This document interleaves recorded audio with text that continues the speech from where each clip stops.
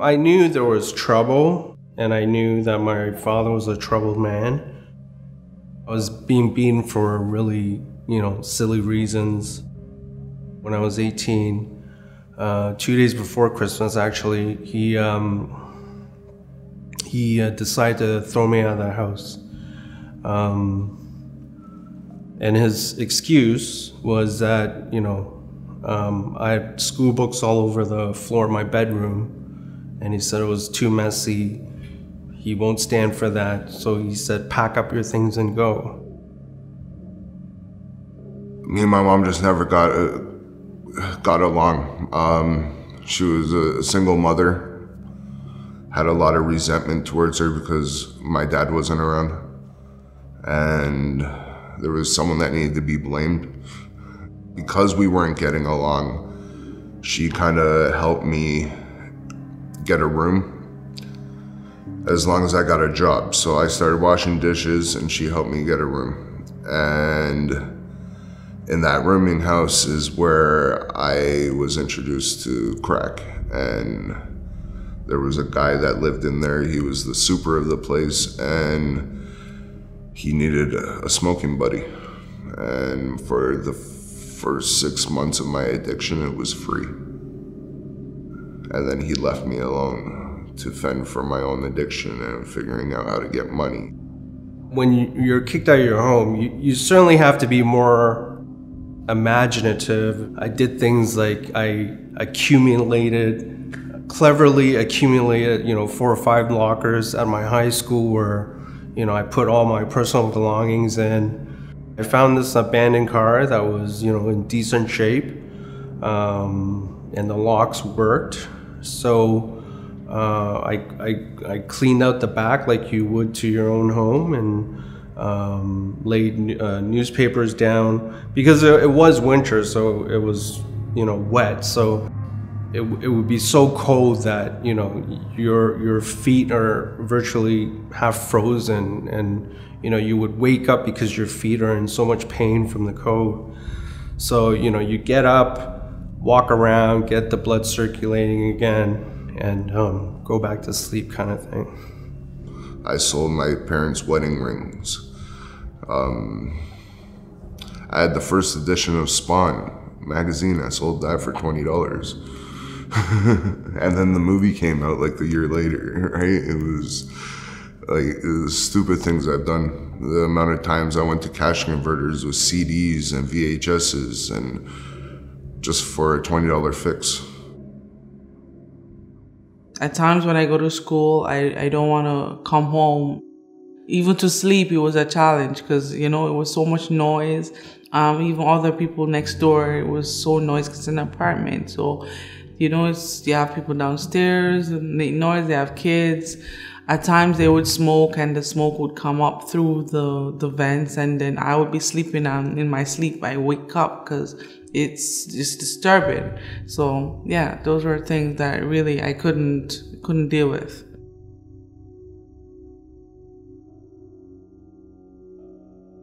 I was born in Trinidad and Tobago. That's my background. I live with my mother and my other little brothers and my stepfather. I ended up had a girlfriend, and I used to get into a lot of trouble because of that, because of my sexuality. I decided to run away with my best friend, and when I ran away, I got raped by a police officer, and I decided to leave. I left Nigeria because it's not going on well, the schools and every other thing there, it's not going on well. So when I first got here, I lived with a man, an African man, which I didn't know before, but I met him at the airport. So I explained to him I have nowhere to go, and this is my first time coming here. I was excited to see the snow for the first time instead of watching on TV, and came, and I stayed with my aunt, who I never knew her, but I heard a lot about her. So I stayed there, and she has a daughter, and so I related to her because I was the only girl, so I knew how she felt. So I was happy in the beginning, and things just turned. My mom told my aunt that I had a girlfriend back home, and my auntie knew about it, and she has a daughter. So she was kind of scared that perhaps I might influence her daughter or touch her daughter. I ended up in rehab at Sick Kids Hospital, and I got in here. And for about 6 months, it was a battle. Trying to get sober, trying to listen to rules, trying to come here sober when the only thing you wanted to do was get high or drunk to forget. I started talking to a guy, and one day when my aunt treated me badly, I decided to go out and chill with him. Then he was smoking, and I went and I smoked with him, and then I felt different. I felt like I felt sick, and I couldn't tell what was it. Why do I feel this way? And then I told him, I said, hold on a bit, let me feel better. And he said, okay. And I sat there, and I just feel my head is spinning and spinning.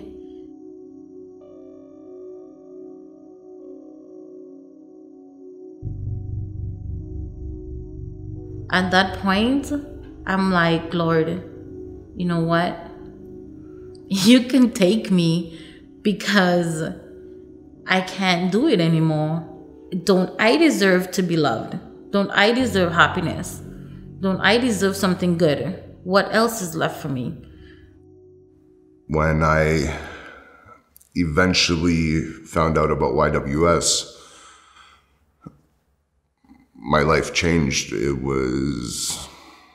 I felt there was a lot of hope. The staff welcomed me with open arms. It was scary before I came here, being on the streets alone. I didn't have anyone to look to. I was acting tough, but I was alone. My very first night was cool because I'm really easy to get along with people. So my roommate was pretty chill. It was welcoming, it was comfortable, and I slept well. YWS is my first home in Canada. To me, it's just as if I'm around with my family, and it's always good having them around, because sometimes when I'm alone, I'm always in a state of incommunicado, which means I don't talk to people. Sometimes I just stay quiet. I don't feel like talking to anybody. But when staff notice I'm alone, they come to me and talk to me. Dami, are you okay? And it's always nice. So they make me feel happy, even though when I'm sad. They became my best friends. They were nice to me. They were kind. Anything I needed. I was here roughly 10 years, off and on, in and out, getting welfare for 1 month, leaving, getting my startup, getting an apartment, getting high, getting drunk, losing my apartment, having to come back here. We wanted to be adults. We weren't being adults. We were being irresponsible. We always felt like the world owed us something. Everyone here always felt like the world owed us something. Though normally it's not easy to be on your own, you know, but as a man you have to learn how to be on your own, and just, you know, there's a word I say, it's not easy to be a man. I must say I have changed tremendously. I've been improving in school. I've been accepted in my program, which is the practical nursing program at Humber College. They care. They want to help. There's staff here that have been here since their student placement, and they're still here. I chose YWS as one of my field placements, and actually I got picked, and I did my field placement here. A lot of times when something goes wrong with one of our guys, and they'll say something to the fact, you don't understand me. You haven't been through what I've been through. And I have to say to myself inside that, yeah, I've been through more than you think, and let's drop this charade and see how we can move you forward. My first priority is to go to school.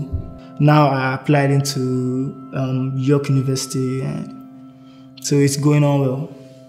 If you want to be independent, YWS helps you be independent because you do things on your own. No one does it. You have to push yourself. You do it on your own. They will guide you, but you have to take that step. You feel you're part of something.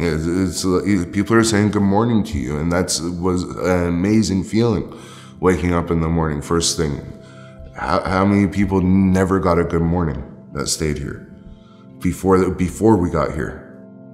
In a weird sense, it's like you have all these parents helping you, right? And you have all these people caring, pushing you to do good.